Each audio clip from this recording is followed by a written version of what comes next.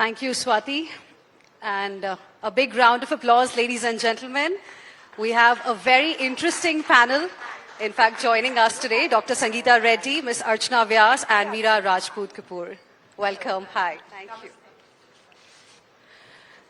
So, ladies and gentlemen, we've got three exceptional women here who have shattered the proverbial glass ceiling in their respective fields. They have actually redefined success, and today they are an inspiration for a lot of women in India and across the world. So before I get to the business, because we're here to talk about how can we become Viksit by 2047, and the focus is going to be healthcare. Before I get to that, let's talk a little bit about their wonderful stories.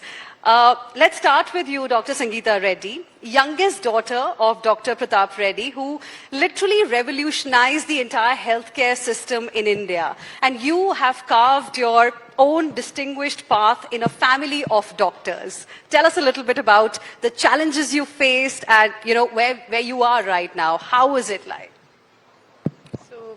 First of all, thank you very much. Wonderful to be here, and thank you for the focus on women, which is, I think, critical. Women have made tremendous strides, and I think the country and the world has made tremendous strides in its appreciation of the critical role that women play. But there is still so much more for us to do.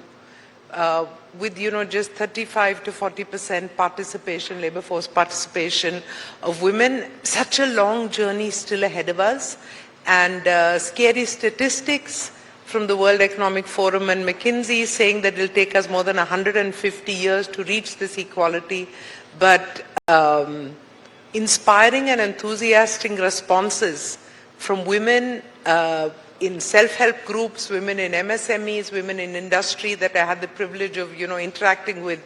Whenever you tell them, equality is going to take you 150 years, they simply say one thing, and that is, we will not wait. But the fabulous thing was that my dad 40 years ago did not wait.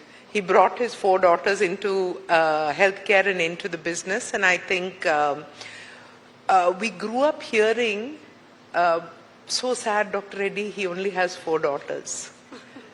And we worked at changing this paradigm, and today I'm very happy to say that many people say, lucky Dr. Reddy, he has 4 daughters. And so we're lucky to have you here in front of us. It's a pleasure to be here. So I won't say it's been, it's not a tough journey. It's, for me, very blessedly, I think it's been an inspired journey. Just working along with him, with someone with a vision and a passion to make a change, and seeing the gratifying response that many people like all of you and public have given us has always inspired Apollo to do more, and I believe it's my privilege to have served. Wonderful. Ms. Archana, you're the first woman to lead the Gates Foundation's India office in nearly 2 decades. What does this milestone really mean for you, and how was the journey really? Thank you once again, and thanks for having me here. Sangeeta, always a privilege to hear from you, and truly inspired, and thanks to Dr. Reddy as well, bringing all 4 daughters forward and taking the healthcare journey forward. As far as Gates Foundation is concerned, I'm privileged to be leading the office now, and I think I build on a strong legacy of my predecessors, all men, but they've done exceptional work.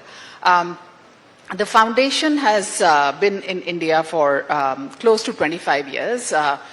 It is a place where we've learned a lot, and my ambition is to, the mission of the foundation does not change. Our mission is still focused, and what we say is that we believe that all lives should have equal value. So that mission stays, it is consistent, but I think what I would bring forward is the accelerated pace of development.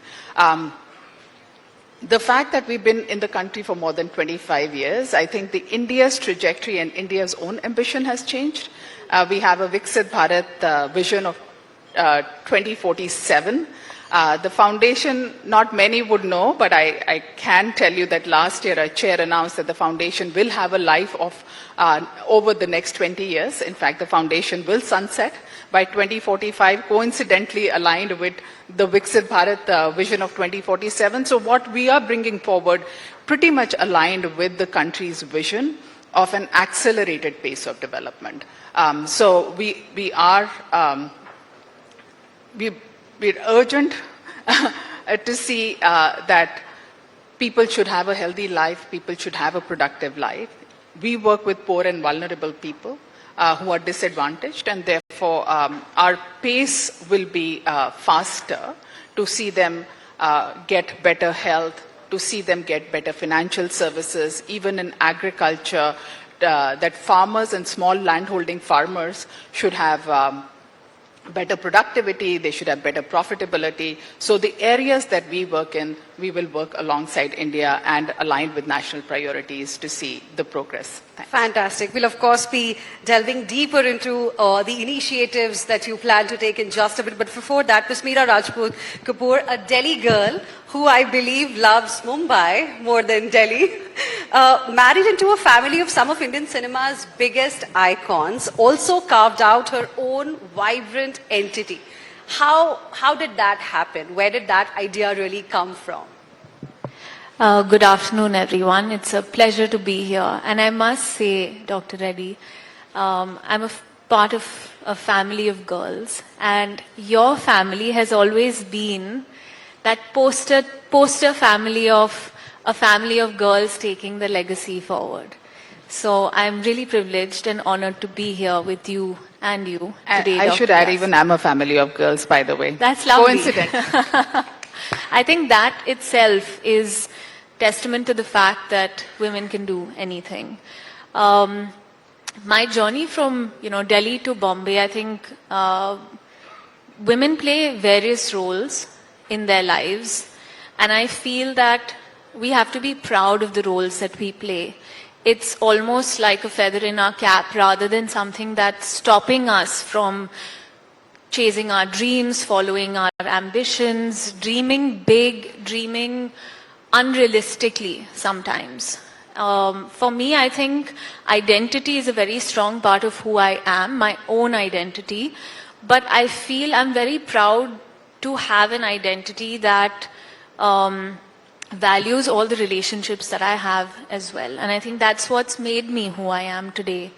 I think that as a woman in my 30s today, I'm at that unique cusp, as many other women in their 30s, where we're chasing our own ambitions, but we're also raising a generation of children where women empowerment isn't a dream, it's a reality, where equality is the reality.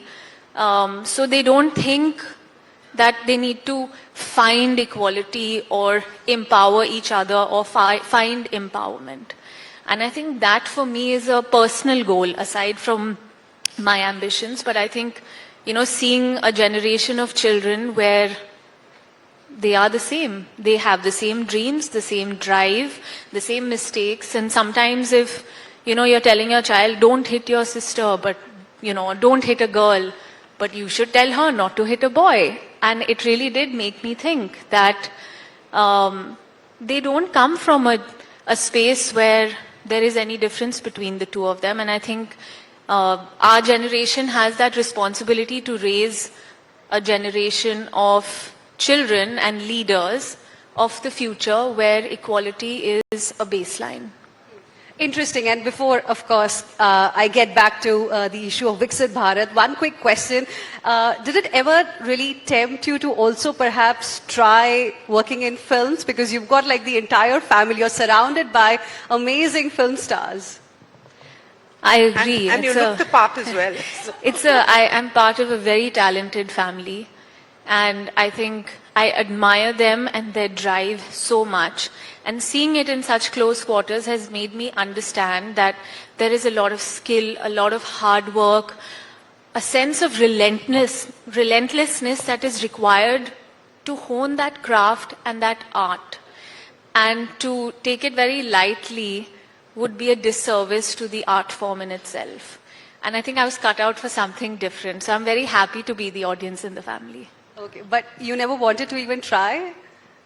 I don't think it ever crossed my mind. Okay, super. Now, talking about, what we have all gathered here to discuss today, which is how can we become Viksit by 2047?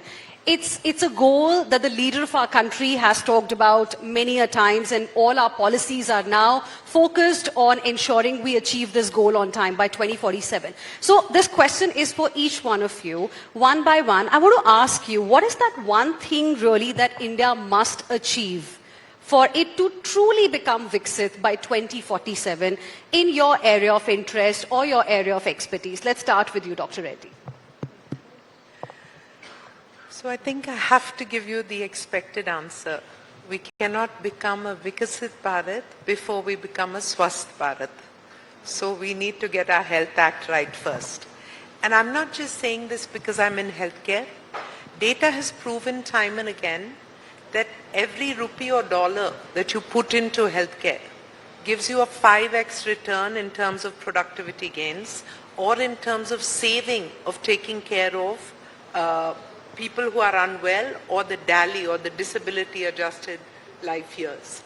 So that is, one of the biggest points towards this. But let me take this a little further. It is very clear that healthcare is no longer just a cost center to take care of people. Healthcare is today a socio-economic driver. It's a generator of jobs. It's an economic engine where you not only bring in international revenue through patients who are coming from all over the world to be treated in India, but also the manufacturing side of healthcare, the pharmaceutical side of healthcare. One of the things I look forward to seeing is India is considered the pharmacy of the world. We need to also be the hospital of the world. And then I want to take this even one dimension further, which is that we often tell healthcare people that there is only one question you should ask whenever you take a decision. Whatever you do, is it good for the patient? But today, it's not just about treating patients. The knowledge we have, the science that's come in, the capability, the education, the communication, have all put healthcare in the hands of every individual. And therefore, we are now looking not just at life expectancy, but at healthy life expectancy. And that is now the question is, anything that you do, are you doing it to maintain the health of the population? So population health is really the next parameter.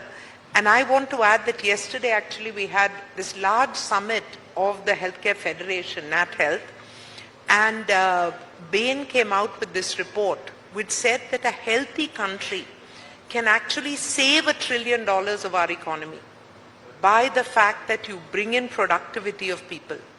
The last point I'll say before coming over is that India has this unique opportunity of 3 decades of demographic dividend where the healthcare costs are underwritten by the young population because of the youth and the lower incidence of ailments. But within these 30 years, we have to get our act together. In fact, even faster, because every minute we wait of not building a bed or training a doctor or empowering a nurse, we may be losing a life. So healthcare must become a priority. It's a socio-economic engine. It's a facilitator of growth. So to get to Viksit Bharat, we need a Swasth Bharat. I think 2 interesting takeaways there. If we want to become Viksit, we need to become Swasth. And second, we need to now aim to also become hospital of the world from just being pharmacy of the world. Very well said. Ms. Archana. So +1 on everything that Sangeeta said. I think Viksit Bharat is not about how fast we grow. I would just add another dimension. It's also about how wide we grow. So a Viksit Bharat means an inclusive India where everybody grows, and it is not necessarily those who grow fast go faster. So with that perspective, I would say, women mostly are left behind. Again, Sangeeta had spoken about women's labor force participation, which is growing fast in India, but even if it progresses from about a 43% to 50%, will increase our GDP by 1%, which is pretty significant. Women are about 50% of our population, and not only do they, and a large part of women actually who work, they work in informal economy. So it's not about getting more jobs for women or getting them to enter into the labor force. It's also about productive assets, so that they are able to grow faster. They are able to, gain much more income than what they're doing right now. So one is about how women can be included, but it's also about how people who are being left behind are also included. Government is so it's not about access. I would say in India it's also about saturating programs now. How do you get to the last mile? It is also about the quality of programs. We've done extremely well in terms of getting access to healthcare and other provisions to people, but it is now about improving the quality of that access. And the third thing that I would say is also about convergence, because a lot of the programs do tend to be siloed in nature. So going back to women's economic empowerment, we've got about 100 million women who are part of the self-help groups, about 110 million women who are part of the agriculture sector, because they're about 65% of agriculture sector. But there's a lot of convergence between women who are part of the self-help groups as well as agriculture. If we are able to converge those programs, but also the other programs, because there are bank sakhis, there are pashu sakhis, convergence will get us to better yields and will get India to grow faster and deliver the vision of Viksit Bharat soon. Interesting. So in digital, we have, of course, reached the last mile, but in healthcare also we need to reach to, the bottom of the pyramid, those who are at the bottom of the pyramid. So you're making actually a very good point. The other sector that will get us to move faster is digital transformation. India is an exemplar when it comes to digital public infrastructure, financial inclusion. Again, India is a country where the gap of bank accounts accessed by women versus men, that gap no longer exists. It's more than 70%, right? We've moved quite fast on that parameter. Ms. Meera, what is that one thing in your opinion India needs to achieve, for it to truly become Viksit by 2047? I think echoing what both the ladies said, for me, it's what I'd like to add is financial literacy for women. I think women need to be aware, they need to be more educated about the money that they earn, whether they're in the unorganized sector or the organized sector. Things like loans, insurance, microcredit, whether it's the Sukanya scheme if they have a child, or it is having access to government-sponsored loans or insurance. I think being financially literate gives you a sense of independence that can really propel us to that true sense of Viksit Bharat.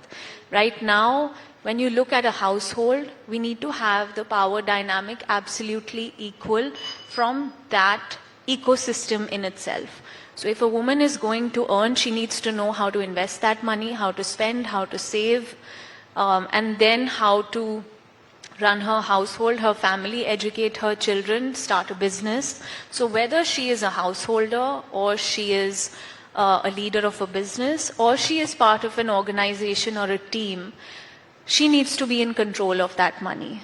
And I think we have certain aspects of that, in our culture, whether it is Tridhan or how we like to save. But I think a far more organized method, which will begin from education to the bottom of the pyramid, is going to empower in a way that nothing else can. So if we say that, finances or income is the denominator, then the education for it also needs to be equal. Interesting. Dr. Reddy, now if we talk about healthcare specifically, we are talking about bringing AI in healthcare because that is the future. On one hand, we are talking about innovation. We want to become the hospital of the world. But then there is also this concern around affordability and accessibility, the last mile issue that we spoke about. So where are we right now? What are some of the gaps that perhaps need to be bridged on a priority basis? So let me begin by saying, and I just want to do one line to close the earlier conversation. You said one thing, so I chose healthcare, but I think digital inclusion is one. But policy framework which enables the appreciation of women's capabilities across the spectrum. So whether it's the appreciation of the value that the whole care economy, if you were valuing the care economy, you would not only add to the GDP of the country, but you would begin to appreciate that women's labor force participation is actually 120%. It's not at 35%. So that is one point which I think policymakers need to find a methodology to appreciate, account for, acknowledge and reward in some manner the care economy. The second, kind of aspect in terms of the overarching framework for women's inclusion, like Archana rightly said, is really the digital and of course the financial aspect. But in the digital, I see it as a methodology to level the playing field. And therefore the adoption of digital across the ecosystem, and I'm happy Archana's here with me on the panel because both of us worked on something during India's G20 year and gave this as India's gift to women of the world, which is a tech equity platform. Tech equity trains in over 70 courses in 120 languages and has now been used by close to 450,000 women across the world. It's completely free and it aims to really enable women to have the knowledge of technology so that they can. For example, we trained a large number of women vegetable vendors to use Google Pay. Why is it important? So that when they go home in the evening after selling vegetables, the local gunda is not going to say, give me your money.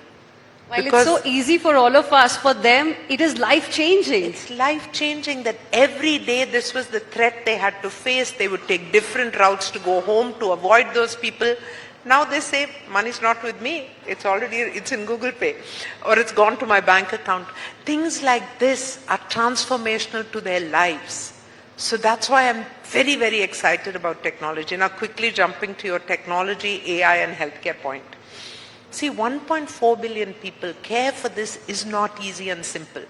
We've achieved multiple parameters and milestones. We're doing bypass surgery, heart transplants, major, bone marrow, cancer treatment. We have the, proton. We're doing this at 1/10 of global prices. So it's fantastic.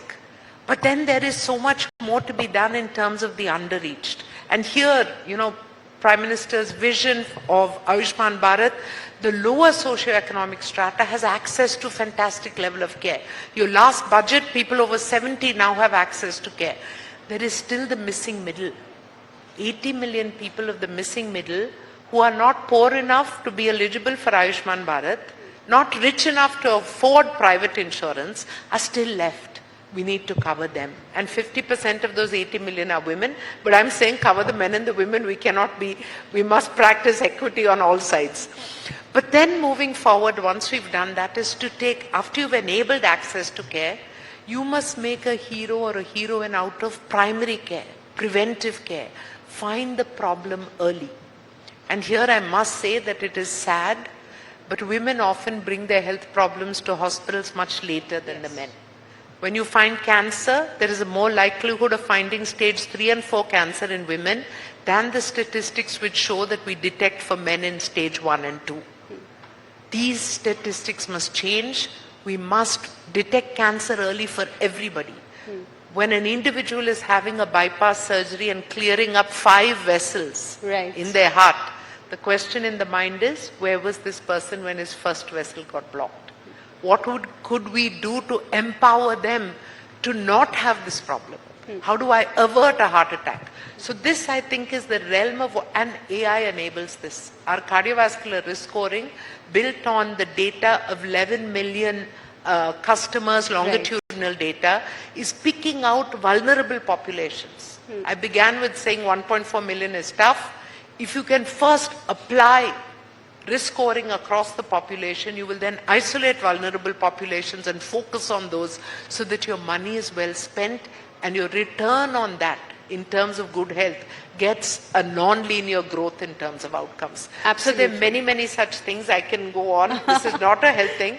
I just want to end with one last line, is that the Prime Minister gave us another very important thing, which is women-led development. Yes. So it's not just equalizing women, it's putting women in the steering wheel of the transformation and the growth path at an equal level as men, and enabling the policy making to have the women's touch. Absolutely. From So that we women-centric, grow, we right. have moved to women-led development. And that's where it is. Yes, Ms. Archana, now, as Dr. Reddy spoke about the missing middle, how do we really bridge the gap? What is missing in our approach?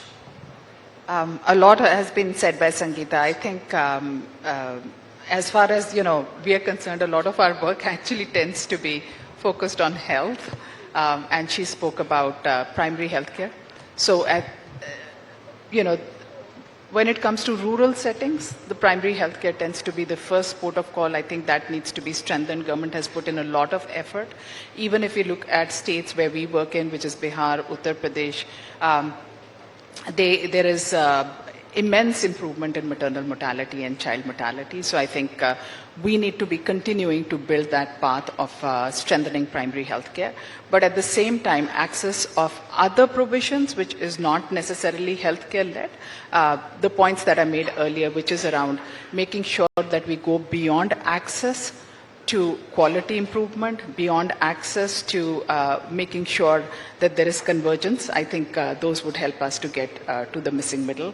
And the other thing that I would say is that in India, normally, we are about 1/6 of world population, right? The second thing that I would say is that the solutions that get delivered in India, they are also the solutions not only that will serve India, but also serve the other lower and middle income countries. So I think India has a role to play. When you're thinking about missing middle in India, it's also about missing middle and lower populations across the world. So India is the solutions, and that's how we look at our work, that we no longer work in India, but we work with India. We get solutions from India for across the world. So I think more and more development solutions out of India can be serving other countries in global South. Will help missing parts of the world as well, and not just in India. Interesting. Meera, we are speaking about AI, innovation, and a lot of other things, but I want to specifically, talk to you about Ayurveda, because you're also a proponent of holistic wellness. I mean, something that also India gave to the entire world. Can you tell us why it is important for this generation? Why is it important for Bharat to become Viksit?